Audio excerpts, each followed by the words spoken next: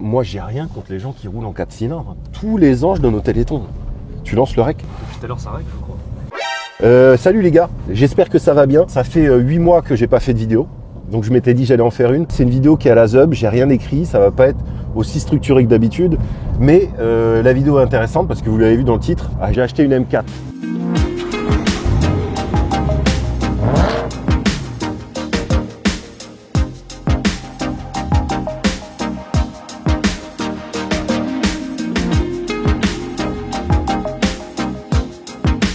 Donc ceux qui suivent un petit peu la chaîne, vous saviez, j'avais une M3 F80 que j'adorais, mais que malheureusement j'ai dû vendre pour des raisons d'investissement professionnel. Et j'étais dégoûté quand elle est partie. Franchement, ça a été la voiture toute ma vie. J'ai eu une quinzaine de voitures de sport qui m'a le plus fendu le cœur de voir partir. Par la suite, j'avais acheté une M6. Si vous n'avez pas vu la vidéo, je vous laisse l'affiche en description. J'avais été extrêmement déçu. Donc j'avais déjà eu l'expérience de la M3. Je me suis dit, eh ben, pourquoi pas acheter une M4. Mais si j'achète une M4, attention, je veux une configuration extrêmement rare. Et vous êtes devant une des 20 M4 rouge Melbourne qu'il y a au monde. Parce que oui, c'est une couleur individuelle, c'est pas du tout un rouge qui était au catalogue. Le rouge en plus de ça, qui était lui-même déjà individuel, c'était le rouge Imola qu'on trouvait déjà sur la M3 E46. Là, c'est le même rouge que ma M3 E92. C'est donc le rouge Melbourne. Il y a eu, je crois, 8 M3 F80 rouge Melbourne au monde et 20 M4 F82 rouge Melbourne. Donc ça déjà c'était la particularité. Bon, je vais vous faire voir un peu plus en détail la configuration cosmétique de la voiture. Donc elle est parfaitement d'origine, mais il y a des petites modifications que je trouve quand même relativement sympas. On va commencer par le carbone. Donc il y a beaucoup de carbone sur la voiture. Vous avez déjà les rétros qui sont des rétros M Performance en carbone. Alors vous avez le toit carbone, ça évidemment c'est d'origine. Vous allez avoir des petites lames Wish sur le côté, hein, parce que ça par contre c'est de la merde. Sur la vidéo vous allez avoir l'impression que c'est très sympa, mais en fait c'est un bout de papier quoi. Le truc c'est juste vraiment l'épaisseur d'un papier de carbone. Donc moi je ne sais pas si ça a été acheté sur un site stylé, mais je pense que c'est plutôt de la merde. Vous allez avoir donc le véhicule, comme j'ai dit, il est en hauteur d'origine, les jantes de la compétition en 20 pouces et les freins acier, chose que j'avais pas sur mon Honda précédente. C'était des freins en carbone céramique. Vous allez avoir une face avant avec un film XPEL. Donc ça, c'est pour éviter les petites projections de pierre. T'es où? T'es là. Les petites projections de pierre, c'est assez sympa. Là, vous avez la signature lumineuse, très sympa de la LCI. Donc les LCI, elles sont sorties, si je dis pas de conneries, en mai 2017. Donc celle-là, elle est de juin 2017. Donc c'est aussi une particularité qu'il faut préciser, c'est que c'est une LCI certes, mais c'est des premières LCI, et les premières LCI sont les plus sympas parce qu'elles n'ont pas de phare. À partir, je crois, de 2018, elles étaient équipées, les LCI, les M4 et les M3, pour faire simple, de filtres à particules. Celle-ci, c'est bien une phase 2 avec toutes les options de la phase 2, mais elle n'a pas de filtre à particules. Autre particularité sur la face avant, donc vous avez les calandres noirs. Les calandres noirs, si je dis pas de conneries, c'est d'origine sur les compétitions. Sur les non-compétitions, elles sont en alu, enfin pas en alu mais en brillant là, un truc moche. Donc il y a ça, vous allez avoir la lame avant. Alors la lame avant c'est une vraie M Performance en carbone. Vous allez avoir les moustaches également en carbone. Alors la lame avant d'ailleurs, vous me direz en commentaire ce que vous en pensez. Là ici, pour le moment elle est en carbone. J'ai commandé une lame avant en PVC pour la faire peindre en rouge. Et je sais plus si je le fais ou pas, j'hésite. Ma M3 F80, elle avait une lame en PVC peinte bleue que je trouvais badass à mort. Puis du coup, j'en ai recommandé une pour la peindre là, mais je trouve ça quand même sympa en carbone. Je sais pas trop. Qu'est-ce qu'il va y avoir d'autre? On va faire le tour de la voiture. Donc à l'arrière de la voiture, vous allez avoir aussi des éléments M Performance. Donc le traditionnel becquet de coffre M Performance, qui est très sympa. Hein. Alors c'est bizarre sur la M3 F80, celui-ci il est tout droit comme ça sur la M3 F80, il rebique un peu, je le trouve plus joli sur la M3 F80, mais bon c'est sympa. Vous allez avoir le diffuseur M Performance en carbone. Alors j'imagine que je vous fais voir le diffuseur, mais que tout le monde regarde les canules d'échappement. Alors les canules d'échappement, je vous le dis tout de suite, c'est de la Krapovic. C'est-à-dire que vous avez juste les canules à Krapovic, qui sont pas, j'imagine, pas des vraies canules à Krapovic parce que ça coûte une fortune. Ça doit être de la merde chinoise. Mais ça permet d'avoir un esthétique un peu plus sympa, mais derrière la gamelle, c'est une gamelle qui est d'origine.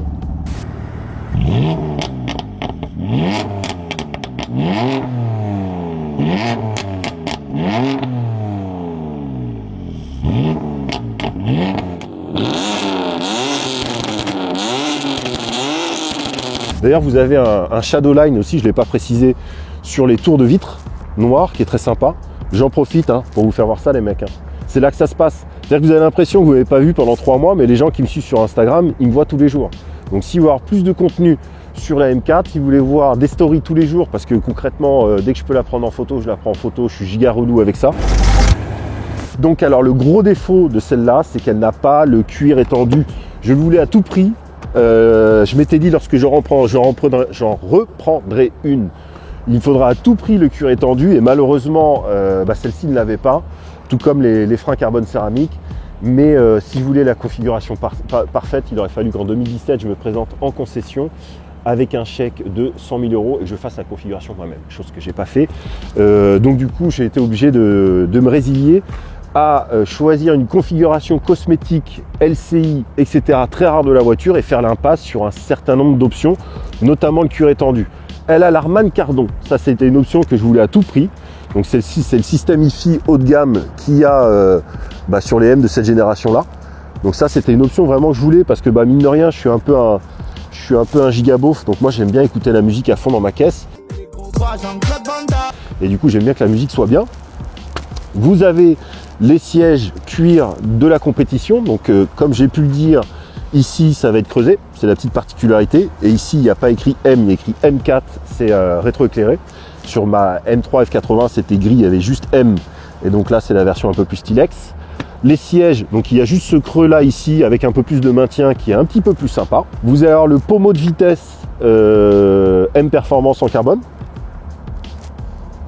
Vous avez la caméra, l'affichage tête haute aussi, chose que j'avais dans la M3 F80 qui est très pratique parce que du coup quand on s'amuse un peu aux palettes, moi je suis tout le temps perdu sur le rapport engagé. Je sais jamais si je suis en deuxième, en troisième, en quatrième, en cinquième, et ça évite de tomber une 1 comme un gros porc. Ça nous permet de voir en quel rapport on est engagé. Je vais avoir aussi les caméras, alors ça c'est vachement bien, qui me permet de voir la voiture du dessus. Là on voit pas bien parce qu'il y a une porte ouverte, mais si je ferme une porte, on a une vision globale de l'extérieur. J'ai aussi les caméras d'angle mort. Là, regarde, hop. Ce qui permet quand vous engagez dans une petite ruelle, vous voyez pas à gauche à droite, en fait, il y a 2 petites caméras à l'avant qui permet de voir ces particularités-là. J'ai le CarPlay, donc ce qui me permet d'avoir mon Waze directement sur le grand écran, et ça c'est une option que je trouve incroyable, c'est vachement pratique parce que d'habitude le téléphone on le met là et quand on tartine il se casse la gueule une fois sur 2. D'ailleurs sur le tour de la M3 F80 il s'était mis en sécurité, le bordel il s'est enflammé, et là ça me permet d'avoir une sorte de copilote et de voir les virages arriver par avance. Et vous avez dans l'accoudoir central, je mets mon téléphone ici, hop, système d'induction, il se recharge tout seul. Donc il n'y a plus de câble, il n'y a plus de fil, il n'y a plus toutes ces conneries. Et ça, mine de rien, c'est une petite option qui n'est pas dégueulasse. Donc voilà pour les options. Alors je vous fais voir le moteur parce que bon, on ne peut pas faire une vidéo YouTube si on ne fait pas voir le moteur. Bon, le moteur, il n'y a rien d'exceptionnel, hein, c'est un S55, strictement d'origine. Alors si, le truc qui est à préciser, c'est que pour le moment, il n'y a pas encore les charge pipes renforcés. Ça c'est un truc qu'il faut modifier en général parce que lorsqu'on rajoute un peu une pression de turbo, les charge pipes ils ont tendance à péter, que ce soit sur les 135i, les N4, les N3. Donc ça c'est une modification que je vais faire. Et puis il y aura la poulie de vilebrequin aussi, mais ça j'en parlerai dans la vidéo de préparation de l'automobile. Donc je vais vous emmener faire un petit tour avec cette voiture. Elle est montée en 285 à l'arrière en PS4S. Le problème c'est qu'il fait entre 2 degrés et 1 degré en ce moment. Donc en fait, il n'y a rien qui passe au sol. Donc vous attendez pas à ce que je vous fasse une vidéo où j'arrache tout sur la route. Ça va pas être possible. Et on va parler du prix des M4. On se retrouve dans la voiture. Donc la voiture, lorsque je l'ai eue, elle était, et elle est encore, elle est encore partiellement, complètement d'origine. Ma M3 F80, pour ceux, donc je vous mettrai la vidéo en fiche, ceux qui l'ont vue, c'était une Stage 2 équipée de KW3, donc elle avait des combinés filetés. Elle était à 527 chevaux, elle avait un échappement full bordel, elle était des cata, etc. Donc lorsque j'ai eu celle-là, je l'ai eu complètement d'origine. La M4 d'origine, j'ai eu l'impression d'avoir une pompe à vélo. C'était super mou, j'étais assez déçu lorsque je l'ai eu. Tant sur le plan, alors je dirais dynamique, alors attention c'est conduite sur route ouverte, donc c'est plus en termes de feeling, parce que la voiture sur route ouverte évidemment je ne l'emmène pas dans ses derniers retranchements. La seule petite modif que j'ai fait, alors je vais vous faire voir, tac, pour les connaisseurs, alors c'est pas un placement de produit parce que je touche pas d'argent là-dessus, mais avec ce petit boîtier là, MHD que vous branchez sur l'ordinateur de bord, ça vous permet avec une application sur le mobile de configurer votre boîte de vitesse et votre puissance moteur un petit peu à volonté en fonction de votre configuration. Donc là, aujourd'hui, elle est en stage GTS. Voilà, vous connaissez la M4 GTS, il y a la M4 standard 431, M4 compétition, donc celle-là en 450, M4 CS 460 chevaux. Alors il y a aussi des modifications mécaniques sur la CS et puis aussi en termes de configuration intérieure, etc. Et vous avez la M4 GTS qui est à 500 chevaux. Donc là, elle est théoriquement, je ne l'ai pas passée au banc, à 500 chevaux, avec également la boîte DKG qui est passée elle aussi sur un soft de GTS, donc beaucoup plus violent. Et petite particularité aussi, j'ai pu faire une modification à l'échappement qui me permet non pas d'avoir une sonorité plus forte à l'échappement, mais d'avoir un crackle map plus prononcé. Vous savez, le crackle map, c'est le pop and bang, c'est le truc qui fait prout dans les M4.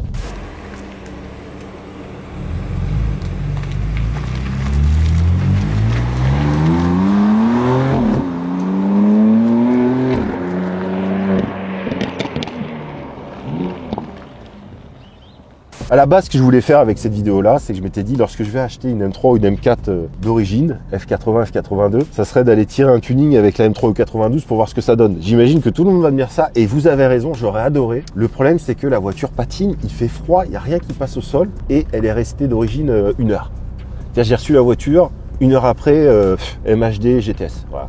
On s'emmerdait tellement dans la voiture que c'était pas possible. J'ai conduit la voiture, j'ai fait oh, merde, on se fait chier.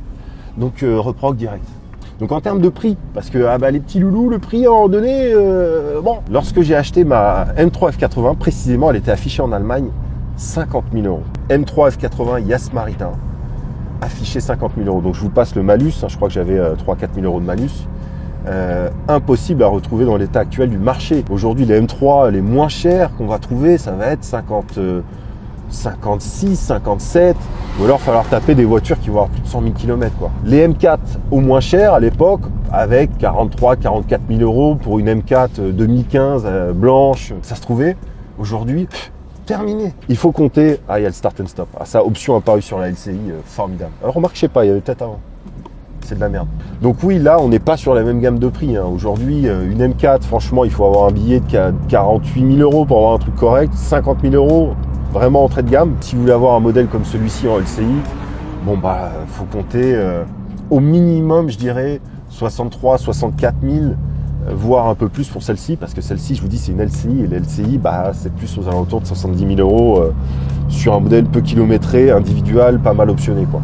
Donc au niveau du tuning qui va être à venir, à la base je voulais remettre des combinés filetés, mais finalement je vais m'en tenir à des ressorts courts. Ouais, je sais, c'est pas ouf. Mais des ressorts courts, j'ai acheté là des KW As. Donc là en fait ils sont réglables et je crois qu'on peut descendre la voiture jusqu'à moins 3 cm, une connerie comme ça. Je garderai le confort et j'aurai l'aspect, ainsi que des petites cales, etc. Maintenant, je ne vous fais pas tout le détail de ce que je vais faire parce qu'il faut que vous vous abonniez à la chaîne, ça va être très important. Donc, vous savez comment faire, vous activez les notifications.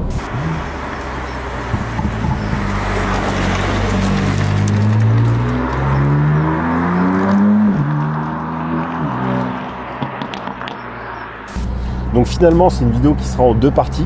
La première partie, véhicule pratiquement complètement d'origine. J'aurais adoré faire un comparatif et tirer avec la M3 ou 92 qui, je le rappelle, est en stage 1, 2, ça dépend comment vous nommez ça. J'aurais aimé voir ce que ça donne sur un 100 à 200. Malheureusement, les routes vraiment le permettent pas. Surtout que j'ai pas trouvé de circuit, évidemment. Si je devais donner un avis spontané, bon, je pense quand même que la M4, elle est devant la M3 ou 92.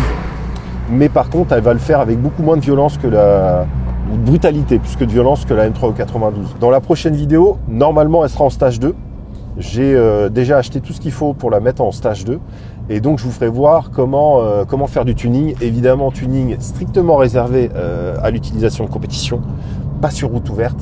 Je ferai ce montage que pour le bien de la vidéo et le véhicule sera remis entièrement d'origine à la suite de cette vidéo. Je vous remercie pour votre attention. Je sais qu'un certain nombre d'entre vous ne sont pas abonnés ni à la chaîne YouTube ni à Instagram, donc il faut le faire les mecs. Instagram, on est un peu plus de 2000 et d'ailleurs merci. Sur YouTube, je crois qu'on a dépassé la barre des 5000 abonnés. Sur Instagram, je pense à faire des lives. J'en ai fait un ce week-end random avec Alexis qui nous a raconté une anecdote sur une vente de porte-fenêtre à une personne âgée qui avait des fantômes qui rentraient dans sa maison et donc elle voulait changer toutes ses huisseries pour plus avoir de fantômes qui rentrent chez elle. Vous voyez, sur Instagram, on est capable de faire du contenu divertissant. Je vous remercie pour votre attention et je vous dis à la prochaine. Bisous. Le rétro, oh là là, le rétro, il n'est pas passé loin.